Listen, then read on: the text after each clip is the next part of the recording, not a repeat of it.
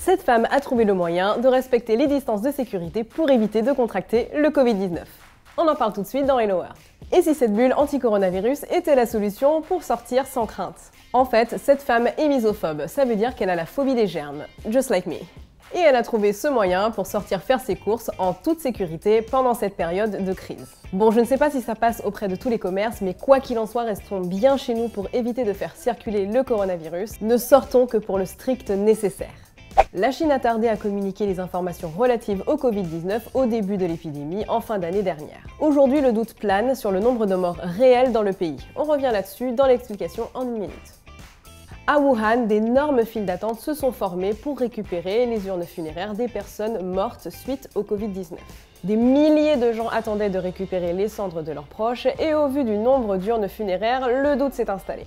Alors si la Chine a déclaré 3000 morts, certains tablent plutôt pour 40 000.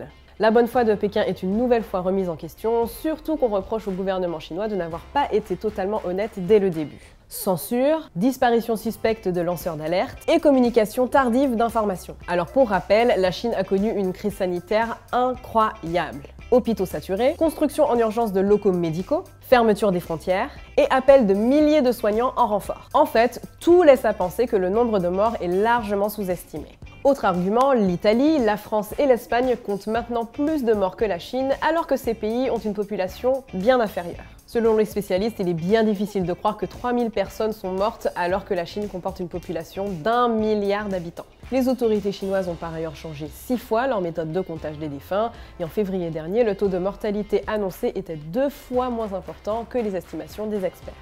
Avec le confinement, les villes sont désertées un peu partout dans le monde et les animaux s'en donnent à cœur joie. Des dauphins ont été filmés dans les ports de Sardaigne, profitant de l'absence de trafic maritime. Des canards ont été aperçus dans les rues de Paris. Au Chili, c'est un puma qui a été vu à San Diego alors qu'un couvre-feu y a été instauré. Et en Espagne, il y a même eu une réunion de chèvres. Nesrin Slaoui est journaliste et elle est confinée avec ses parents qui sont ouvriers. Elle a écrit un anti-journal du confinement et met en lumière le fait que le confinement profite aux personnes les moins précaires. Mon but quand j'ai écrit ce texte, c'était déjà de marquer un clivage entre mes parents et moi, parce que moi du coup je suis transfuge de classe. Donc pour marquer le fait que moi, je vis un confinement assez relax on va dire, il n'y a que moi qui reste à la maison. Là mon père est là aujourd'hui parce qu'il se repose, mais demain il va retourner sur le chantier parce que le chantier est réouvert. Moi j'ai l'impression qu'en parlant de mes parents, je parle de plein de conditions sociales, c'est-à-dire que les livreurs c'est la même chose, que les femmes de ménage c'est la même chose et qu'il y a plein de personnes concernées par ce phénomène-là. Leur travail se fait manuellement et donc on a besoin d'eux dans la vie de tous les jours pour que justement la société puisse continuer de tourner normalement.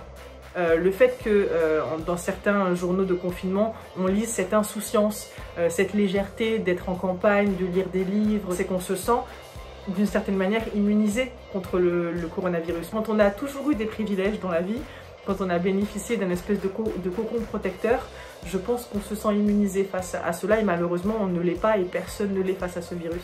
Vous savez ce que vous pouvez faire pour préserver la planète en cette période de confinement? Baissez la luminosité de vos écrans d'ordi ou de téléphone lorsque vous les utilisez, vous les rechargerez moins et donc c'est moins de consommation d'énergie.